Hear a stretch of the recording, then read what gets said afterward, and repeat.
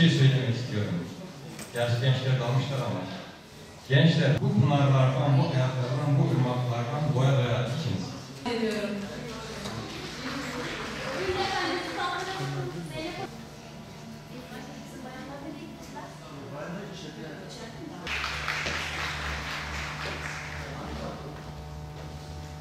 Orta Doğu uzmanı Sayın Emekli Albay Ersan Ergür'e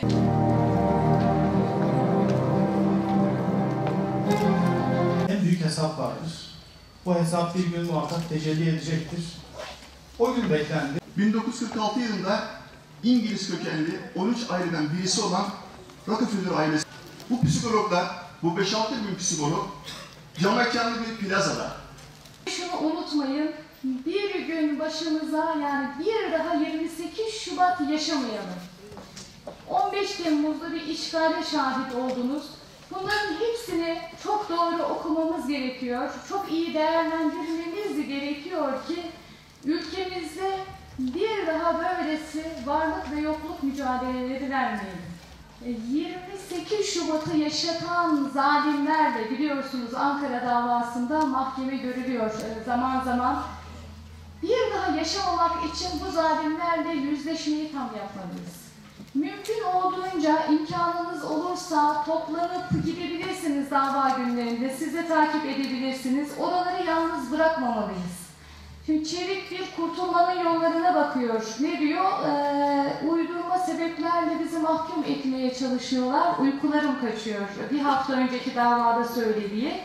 Dedim bir zahmet rüyalarını çaldığı insanlar için uykusu kaçsın. Ama mahkeme gidişatının çok iyi olmadığını duyuyoruz. Birinci istirhamım budur. Lütfen duyarlı olalım, sahip çıkalım. İkincisi, cezaevindeki kardeşlerimiz, biz Müslüman kardeşlerimizin üzerine bir vebadır. Her birimiz lütfen bunu düşünelim ve çıkarılması için gerekli yerlerle temas kuralım. Yani ben şahsım adına bulunduğum her platformda dile getiriyorum. Çünkü bu kardeşlerimizin de birçoğu başörtü eylemlerinde pankart açtıkları için, camide Kur'an öğrettikleri için 20 yıldır hapisteler. Çocuklarının düğünlerine mektupla katılıyorlar, yakınlarının cenazelerine katılamıyorlar. Oysa ki bugün biz bu rahatlığımızın bir kısmını da hapiste yatan kardeşlerimizle mücadele eden kardeşlerimizle başlıyoruz. Evet, 28 Şubat hala bizim içimizde yaşamakla unutturulmayarak gelecek nesilden, geçmişten ders almayı sağlamak için biz konuşuyoruz. Amacımız 28 Şubat'ı yargılamak, onun üzerine kahramanlık yapmak değil. Amacımız gelecek neslin oluşturulmasında 28 Şubat'ları unutturmamak. Son sözümü şöyle tamamlıyorum. Onu müsaadenizle buradan okuyayım, izninizle. Üzülmüyoruz, çekinmiyoruz, endişe etmiyoruz.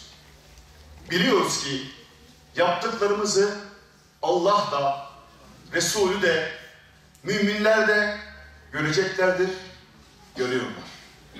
Bir daha o karanlık grupların ülkemizin üzerine gölge yapmaması için 28 Şubat'ı unutmayacak ve unutturmayacağız. Her ne kadar kayıt dışı siyaset siyasi bir kavram gibi görünse de aslında tamamıyla sosyolojik bir yapılanmadır. Biz son Türkiye'nin 50 yılına dönüp baktığımızda gerçekten siyaseti farklı eller şekillendirmiş, üst akıllar biçimlendirmiş ve onların taşeronları da bunları belli dönemlerde, belli hikayelerle, belli aktörlerle sahaya sürmüşlerdir. 28 Şubat bu anlamda bence yaşanan Türkiye'deki bütün darbelerin çatı anlamını taşıyan önemli bir milattır. Kapı kapı gezdim ama başörtülü olduğum için hani biz kadının seçme ve seçilme hakkı 1934'te Türkiye'de yasalaştığı halde biz ancak 7 Haziran 2015'te meclise girebilmişiz. Düşünebiliyor musunuz? Koca bir 80-90 yıl siz bu ülkede başörtülü olduğunuz için hiçe sayılmışsınız. Oy vermişsiniz, oy verdirtmişsiniz, saha saha kapı kapı gezmişsiniz ama seçilme hakkınız ancak 90 yıl sonra size teslim ediliyor.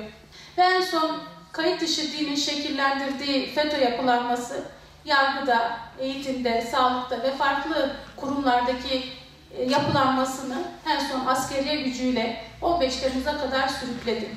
28 Şubat'ın o araf döneminde gerçekten uyuyarak, insanları uyutarak onlar kendilerini güçlendirmişler.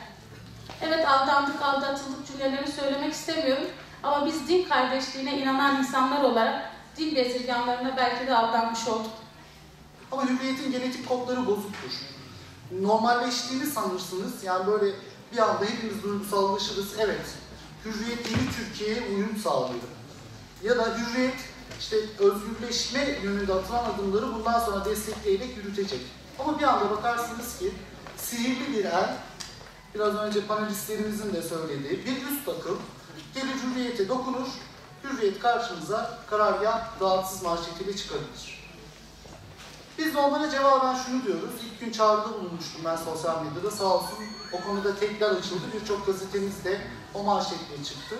Karargah falan rahatsız değil. Biz rahatsızız. Millet rahatsız.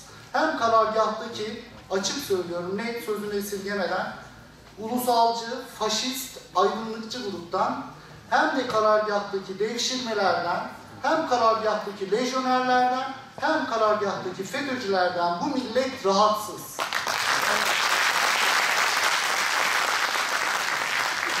O karargahın 28 Şubat'tan, hatta 12 Eylül'den, 27 Mayıs'tan daha öteye gidersek 100 yıl ötesinden bugüne temsilcileri olan çift kimlikli gazetecilerden de bu millet rahatsız. Biz onları koklayan yapıların kim olduğunu biliyoruz. Onları koklayan yapılar yerli ve milli yapılar değil. Onlar küresel emperyalizmin kontrolü altında olan Siyonist kuşaklar. Artık bunu söylemekten de geri durmamamız gerektiğine inanıyorum.